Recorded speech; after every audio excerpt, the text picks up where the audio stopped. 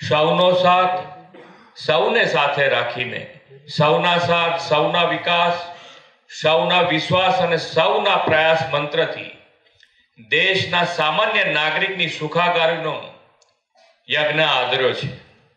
તેમણે જ્યારથી સેવા દાયિત્વ સંભાળ્યું ત્યારથી ગરીબ કલ્યાણનો નવો અધ્યાય શરૂ થયો છે। દરેક નાગરિકના ઇઝ ઓફ લિવિંગમાં વધારો થયો તેવા પ્રકલ્પો તેમણે શરૂ કર્યા। આદરણીય શ્રી નરેન્દ્રભાઈએ સૂચવેલા માર્ગ પર આગળ વધતા છેલ્લા 3